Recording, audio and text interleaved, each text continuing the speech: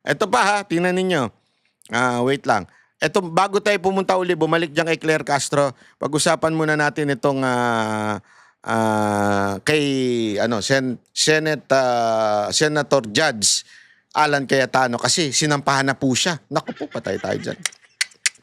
Hawak na ng Ombudsman ang mga ebidensya tungkol sa maanumalya umunong infrastructure project sa Taguig. Isinumite ito ni Senador Ping Lacson na naniniwalang sapat ang mga ito para kasuhan ng plunder, malversation at graft ang mga responsable.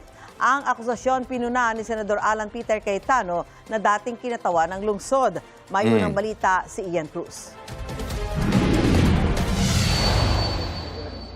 Isinumite na raw ni Senador Ping Lacson at kanyang team sa Office of the Ombudsman ang mga ebidensyang kanilang nakalap tungkol sa umunoy mga questionabling infrastructure projects sa Taguig City na baluarte ni Senate Minority Leader Senador Alan Peter Cayetano. Naniniwala si Lacson na sapat na ang mga ebidensya para magsampa ng mga kasong plunder, malversation at paglabag sa anti-graft law laban sa mga responsable. Ani Lacson, kakaiba ang mga anomalya sa Taguig sa mga questionableng flood control projects na una nilang nadokumento sa Bulacan. Gumamit umano ng old and new tricks ang mga infrastructure projects sa Taguig. Kabilang anya ang pagpapanggap sa isang illegal na reclamation project bilang mga slope protection structure na may kasamang ilang ghost project. May mga kaso rin umano ng double appropriation at pag-recycle ng mga larawan mula sa mga luma at tapos ng kontrata para singilin at kubrahin ang bayad para sa mga bagong proyekto. Lahat anya ito, isang tao lang ang kumontrol simula 2019. Mula 2020 hanggang 2025, nasa 14.5 billion pesos anya ang infra projects ng Taguig.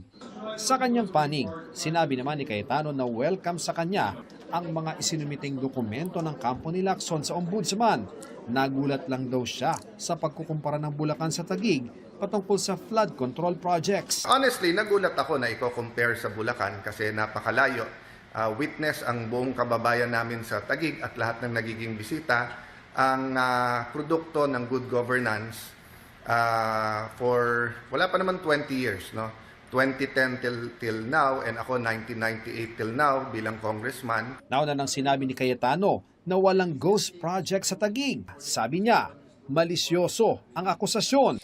Alam nyo ba, sinabi mismo ni DPWH Secretary Vince Dizon sa isang interview na rinig ko na walang projects o ghost project dyan sa Taguig. Pero sabi niya, open naman daw silang imbestigahan, makipag-coordinate kung merong investigasyong gaganapin. Pero 2 beses na daw niyang pinuntahan yon at walang problema diyan sa Taguig.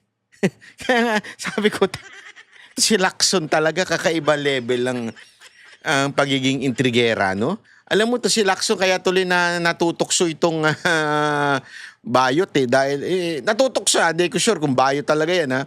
Natutuksong bayot dahil sa yung mga ganyang aligasyon niya na kung saan-saan niya yung balita nakukuha. Hindi ko magets kung ano to, para lamang intriga. Pero ang alam mong matindi, ang matindi dito, lahat ng nakakaaway ni Lacson, tila makukulong. Remember, una pikon na pikon si Lacson kay Marcoleta kasi si Marcoleta ilang beses din na nakipag world war, 'di ba, kay Lacson. Eventually saan nauwi si Lacson? Si Marcoleta, nakulong. Ang tanong, eto kayang si Cayetano makukulong din? Kasi ngayon, tapos na yung pagiging imbestiga kuno ni Lacson. Hindi ko nga alam kung senador ba ito o imbestigador eh. Hayop yan. Inimbestigahan niya, sinagmit niya sa ombudsman. Ano ba trabaho mo? Mambabatas ba ikaw o dati ka pa rin imbestigador? Yeah? Hindi mo trabaho, ginagawa mo yung kaipalan na yan eh. But from my point of view, it's malicious because nga hindi ko alam kung ano exactly at bakit ganun ang accusation at bakit suddenly, etc. But as I told you, always ready to face the consequences. May cost parati po talaga ang lahat ng ating pakikibaka, ang lahat ng ating struggle, maging opposition, mga administrasyon.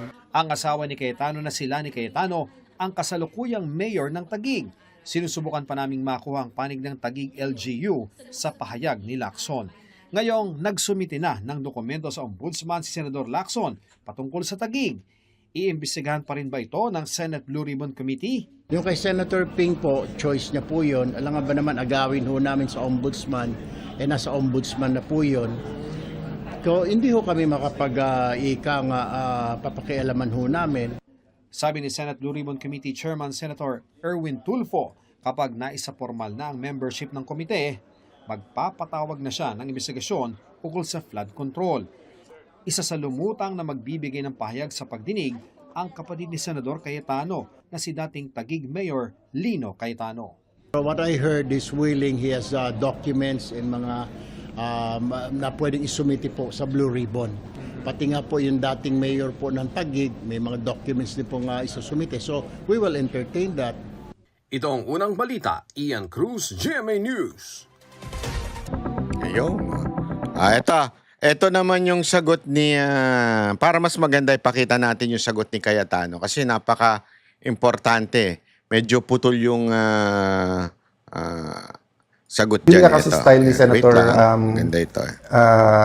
Lacson, old style yon yung... Wait. Yun nga kasi style ni Senator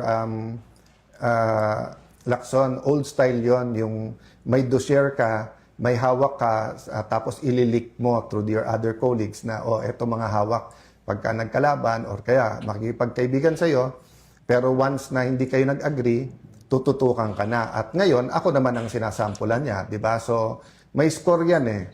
So, sinampulan niya si Jinggoy, sinampulan niya po si Senator Marcoleta, Senator Chi, Senator Joel. So, 2-all lang score. Sabi niya, hindi. Unahin natin si Alan Cayetano. Okay. So, ano nangyari? At bakit niya sinasabing humihingi ako ng ceasefire? So, nung simula siyang magsabi ng mga alegasyon, nakikinig lang ako. Sabi niya, may ghost. Di naman niya sinabi ko saan. So, syempre, sinabi ko lang, wala. Tapos, inaraw-araw na niya ako. Tapos, totoo na nag-uusap-usap yung mga senador. At alam niya yon.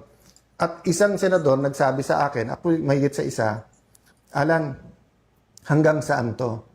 Sabi ko, yung para sa bansa, kailangan lumabas yung totoo. But reasonable kami. At hindi kami papayag sa sinungaling, hindi kami papayag na kung saan-saan dinadala, di ba? Ang gusto lang namin, patas at lumabas yung totoo. Kasi gawin, pero nabulagan na naman ako sa post ni Senator. Ang pangit ng ginagawa ninyo, yung ganun-ganun, nagsasapawan ng words. Saan ba galing ito? News 5 ba ito? Panfilo Lacson at sa kanyang mga bagong allegation. Having said that, tamang-tama naman kasi dahil meron na talaga akong mga i-report sa inyo. So 3 pag-uusapan natin ngayon. Yung kung ano yung similarity sa SONA kontra SONA at ano din po yung kulang na Wag na natin pala i-play. Ang haba pala niyan. Sorry naman.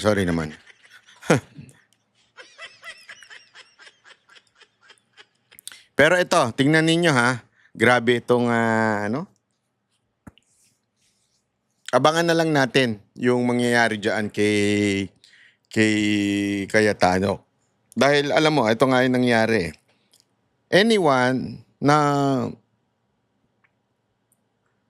magkanti dito sa mga labit o makaaway ni Lacson ay tila napapakulong. Diba? Halimbawa nga si Marcoleta, pag ito nangyari makulong si Cayetano, medyo medyo hindi maganda ito. Ano ibig sabihin ito? Bakit kontrolado ni Lacson ang ombudsman? O baka naman mismong ang Pangulo. Baka may hawak si Lacson kay Marcos, hindi natin alam. Pero tingnan natin kung makakasuhan ng plunder itong si Cayetano. Pero ang pangit yan kasi mantakin mo, in the middle of impeachment, na alam naman natin si Cayetano ang isa sa pinakamalupit magtanong dyan, ay bigla mo na lang ipapakulong. Anong klase kang judge? Di ba? Hindi maganda. Hindi tama. Kami ang boses ng masa, hindi natatakot. Katotohanan lang, di kami nalulunod. Walang bahid ng sismis, lahat ay totoo. Kahit sino ka pa, pag mali ka babanatan ka. Walang pinipili kulay, wala kaming kinikilingan. Basta para sa bayan, kami lalaban. Pag tama palapakan, pag mali banatan. Di matitinag, di matatakot, para sa bayan tuloy ang sigaw. Sa harap ng kamera, walang halong takot.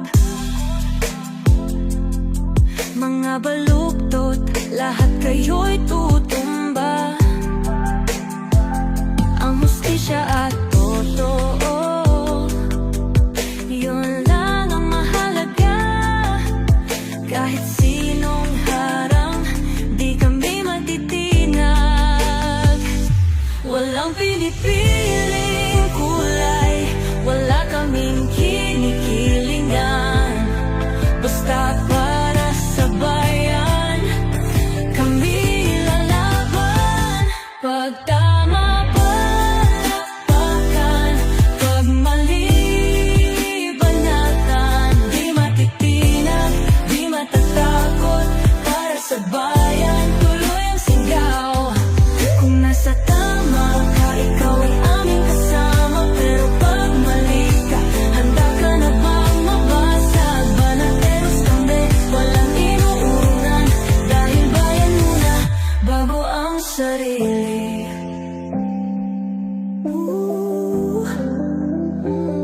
Bago ang sarili.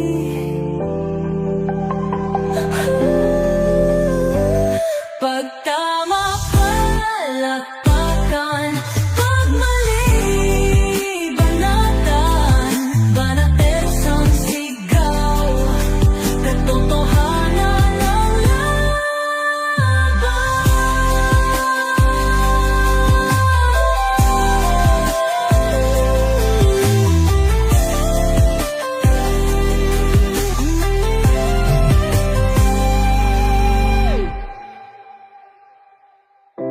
Sa harap ng kamera,